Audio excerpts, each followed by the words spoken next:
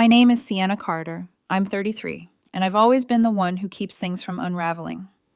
Mornings, I teach yoga at the studio. Afternoons, private clients. Evenings, online classes when my voice still carries warmth. I live in a modest townhouse with my husband Mark and our two kids, Ben, 6, who refuses to sleep without his dinosaur flashlight, and Ava, 3, who insists strawberries are red moons. Our towels hang on hooks that never stay up. Shoes populate a basket near the door, but never the ones you need. I don't have a loud life. I have a life of lists. Mats rolled tight like cinnamon buns. Playlists named Sunrise, Slow, and Storm Calm. Students call me grounding. Family calls me when something's burning. I fix schedules. I show up early. I bring snacks. I carry the extra charger. I am the one who steps up. And yes, I get used. My stepsister Chloe is 27. Backlit perpetually, always posting brand deals with oat milk and beige sweaters, saying things like soft launch and quiet luxury with a bored lilt. Our stepmother Kira calls Chloe the star, and my dad nods like a background musician. Growing up, the script was clear. I was the steady one. Chloe was the main character. Holidays were performances. I carved turkey, refilled water, and made peace with being the handler. She curated table settings. We all clapped. I accepted the role. People you love get fed. You get to be useful. But that Tuesday in May, a flicker of doubt lit behind my eyes. Morning light on my mat. Class was half full. Breath steady. No one cried during pigeon pose. I wiped down blocks when my phone buzzed. Kira. I almost let it ring. I answered because I always do. Sienna, she said, voice urgent like a small emergency had already happened. Where are you at the studio? I asked if everything was okay. Everything's beautiful, she said, meaning everything is about Chloe. We need to talk about the wedding, Kira said. It's coming together fast. The venue needs a decision by Friday. They mentioned a deposit. I leaned against the cubbies where students leave their socks. Okay, I said slowly. We'll go over details at dinner, she added, placing the event on my calendar like a fridge magnet. You know Chloe's vision. Classic, clean, elevated. You always step up. We're counting on you. There it was, the sentence that had opened every door in my life. You always step up. Not the money itself. Not yet. Just the expectation wrapped as praise. I pictured Ben and Ava strapped in their car seats, crumbs in every crevice, sticky hands. I pictured my savings spreadsheet with its careful columns, rent, groceries, preschool, taxes, the oh no fund we'd finally started. Dinner at Dad and Kira's was always a small performance. Kira set the table with neutral linens and gold forks. Dad poured wine like it was a new personality. Chloe arrived 30 minutes late in something white and silky, her fiancé Parker trailing behind, looking as polished as a golf course. My favorite brother, Chloe sang when she saw me, cooing the nickname she used when I chased the ice cream truck for her as a kid. I'm your only brother, I said. She kissed the air near my cheek. Still my favorite, she said. Mark squeezed my hand under the table. The kids colored quietly at the kids' station Kira had thoughtfully curated. A tray with 2 crayons and a gold-rimmed cup. After salad, Kira brought out a glossy binder. Funny, it wasn't. We're keeping it minimal, Chloe said, opening to a photo of a chandelier like an octopus made of diamonds. Parker pointed at a barn. We're doing it here, rustic but modern. I took in the spreadsheet. Venue deposit, $12,800. Catering installment, $8,750. Florals, $2,200. Live strings, $1,600. DJ, $1,500. Content team, $2,500. Bride emergency fund, $1,000. Total, $30,350. I looked at Mark. He didn't speak. His eyes asked, Are we about to be set on fire politely? Kira smiled, teeth bright.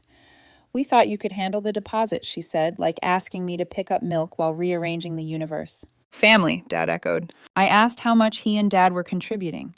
Dad's smile twitched. We raised you. We've always taken care of you, Kira said. I remembered. 18, mopping cafes to pay for my own phone plan. 23, lending Dad money for a car battery. Chloe at 25, getting a surprise brand internship in New York while I handled the logistics. Mark asked quietly, Is there a split? We're hosting the rehearsal dinner, Chloe said. Sushi case. Vibe. Ben tilted his head. What's a vibe? Broccoli. Eat it, I said. The vendor discount ends Friday, Chloe continued. Stressful. You wouldn't get it. Yoga is like feelings. I say feelings pay me. Kira laughed too loud. Sienna, you're such a comedian, she said, tapping the spreadsheet. We'll make it easy on everyone. Easy on everyone. Mark muttered under his breath, jaw ticking. Ava lined up her P's like miniature students. I scribbled numbers on the back of an envelope. No more than $20,000. Writing limits makes them real. We can help with the venue deposit, I texted Kira. We can't cover everything. Her reply was almost instant. Knew you'd come through. Send by Friday. Chloe cried happy tears. I went to bed with a tight roll pin to my shirt. I did not sleep well. At 4 a.m, I lay awake. Ceiling patterns. Students' grips. Jaw. Shoulders. Hands. I unclenched. Couldn't fall back asleep. The week ahead smelled of numbers and tension. And somewhere deep inside, a question surfaced, quiet and sharp. At what cost? The morning of Chloe's wedding arrived with the kind of sunlight that looks soft but cuts through everything. I dressed Ben in his dinosaur tie, crooked, of course, and clipped a tiny star in Ava's hair. I packed snacks, crayons, wipes, a spare pair of tights, 2 tiny toy cars, Band-Aids, a charger, and a plan. Mark buckled the kids into the car as I rehearsed calm breaths I would not get to take. The barn was beautiful, sky unsure, gravel crunching beneath tires like prelude to disaster. I told myself, be air, flow around nonsense, get through. But I wasn't ready for what waited at the entrance. A man in a black suit, professional and unflinching, held a clipboard. A clear sheet protector displayed Ben's kindergarten photo and Ava's preschool portrait. Written in big letters above them, do not admit. My stomach dropped. Afternoon. Are you Sienna Carter? The man asked, his voice flat. Yes, I said, my own voice sounding distant. These are the children? He nodded to the photos. The bride requested a no children policy. Minors are to be escorted to the on-site sitter. If you refuse, entry will be denied. There's no sitter, I said. We weren't told.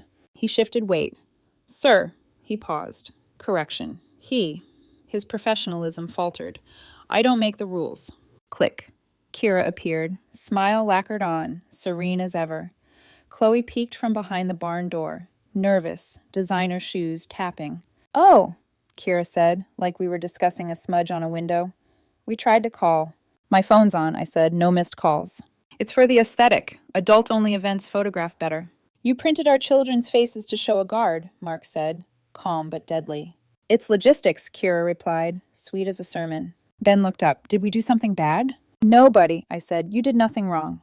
Guests passed, eyes sliding over us like we were hazards on the highway. The planner glided by, chirping about fragile rentals and insurance, floating off like a ghost. The feeling that rose wasn't fire. It was a clean, cold clarity, a click inside my chest, like something had finally lined up. I handed the envelope with our card to Kira. Congratulations, I said. Enjoy the wedding, Kira warned, sweetness as weapon. We turned. Mark held Ava's hand. I held Ben's. The gravel sang under our steps. Clouds gathered in quiet judgment. In the car, silence stretched.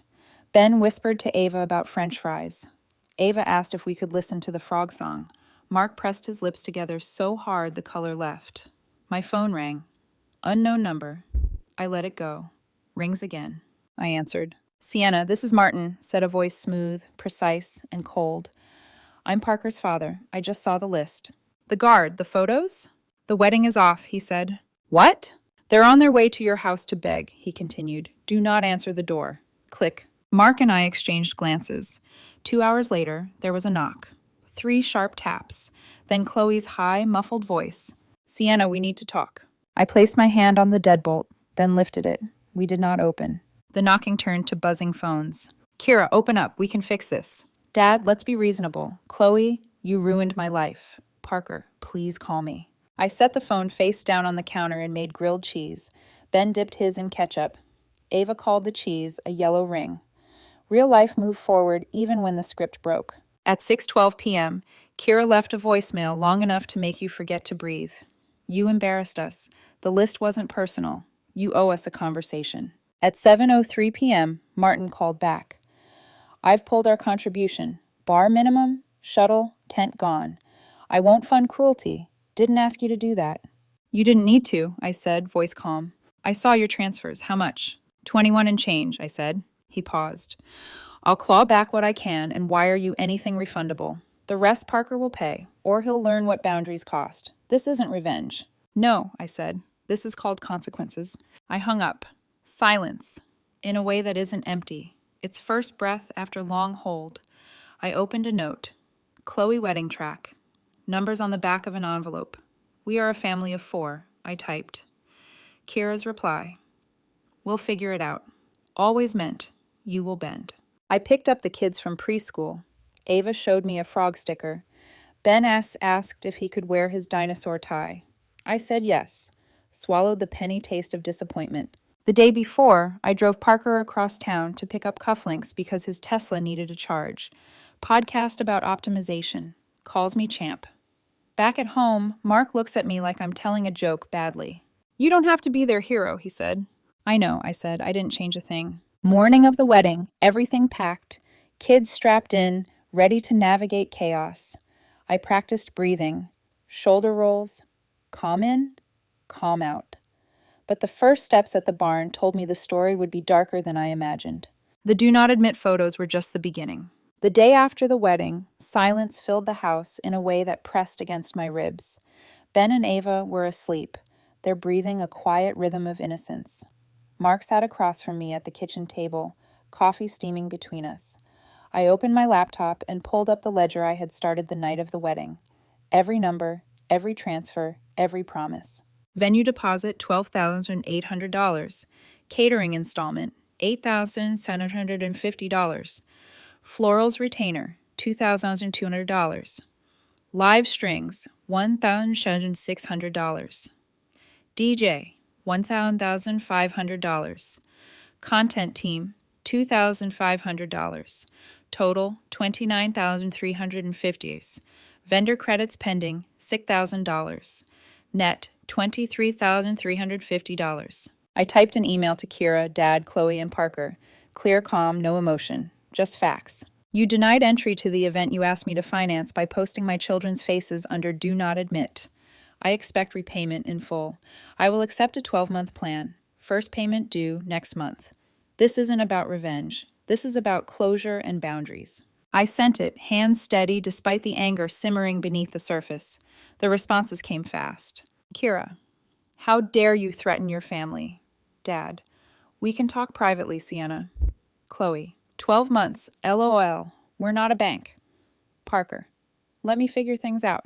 Mark leaned over my shoulder. Clear, he said. Good. 2 days later, Chloe sent her first payment, part of the 12-month plan. It wasn't the amount I calculated, and it wasn't accompanied by an apology. Just numbers. That's all the communication I needed. Numbers, facts, boundaries. Week by week, the payments came in, or didn't. Each delay, each partial transfer was a test. Chloe tried guilt, pleading, subtle manipulation.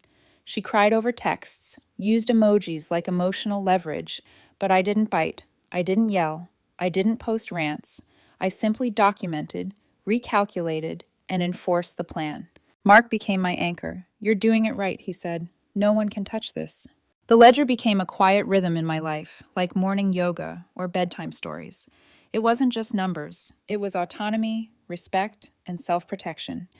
Every time Chloe tried to bend me, I folded the sheet back over the envelope and reminded myself, this is about peace, not revenge. 2 months in, there was a knock at the door. I opened it to find Chloe, sunglasses shielding red eyes, hair in a messy bun, the costume of contrition. Can we talk? She asked, voice small. I stepped outside and closed the door behind me. You made a scene, I said. It wasn't personal, she said. It was a photo of Ben, I countered. You wrote do not admit over his teeth, she flinched. I didn't write it, I said. The planner let it exist. You allowed it. She exhaled sharply, frustration and guilt mingling. Mom says you've always hated me. I've always paid for you, I said. There's a difference. Her gaze dropped to the ground. Silence hung like fog, finally. So what now? We say hello at birthdays. We don't exchange money. We don't put each other's kids on lists. We don't confuse guilt with love, I said. She tilted her head like a judge granting bail. You sound like Instagram therapy, she muttered. I sound like a parent, I said. Chloe nodded once. Fine. Parker and Chloe married at the courthouse the day after the confrontation. I wasn't invited. I didn't care. The ledger continued to fill, each payment a quiet triumph, each transfer a boundary reinforced. Mark and I moved forward. Ben lost his first tooth. Ava perfected the word strawberry, then decided she preferred red moon. I taught yoga at sunrise, voice grating but soothing. Life went on. The 9th payment arrived, then the 10th. The final email from Martin confirmed it. Applied last vendor credit of $200. Ridiculous. Balance, $0. You did right by your family. That matters. One last message from Kira. We're disappointed in who you've become. I deleted it. The ledger remained. Numbers stayed. Boundaries stayed. Children stayed out of conflict. No more paragraphs. No more car rides for errands that weren't mine. No more bending. I had stepped up for everyone else my whole life. Now I stepped up for myself. It was quiet in the house. The kind of quiet that presses against your chest but doesn't suffocate. I sat at the kitchen table, ledger open, laptop glowing faintly. Mark brewed coffee, a ritual that had become grounding for both of us. The knock at the door was soft, hesitant, not the commanding tapping of Kira or Chloe in crisis. This time, it was Chloe. She stood on the doorstep, sunglasses shielding eyes rimmed in red, hair pinned in a messy bun, the costume of contrition perfectly imperfect. Can we talk? She asked, voice small, almost vulnerable. I stepped outside, closing the door behind me. The early afternoon light highlighted her anxiety, the tension in her shoulders. You made a scene, I said bluntly. It wasn't personal, she murmured. It was a photo of Ben, I countered. You wrote do not admit over his teeth, she flinched. I didn't write it, I said evenly. The planner let it exist. You allowed it. She exhaled sharply. Mom says you've always hated me. I've always paid for you, I said. There's a difference. We stood in silence. The wind rustled through the trees, carrying the faint smell of freshly cut grass and spring blooms. Chloe's shoulders sagged, a mixture of shame and exhaustion. So what now? She asked quietly. We say hello at birthdays. We don't exchange money. We don't put each other's kids on lists. We don't confuse guilt with love, I said. She tilted her head, evaluating.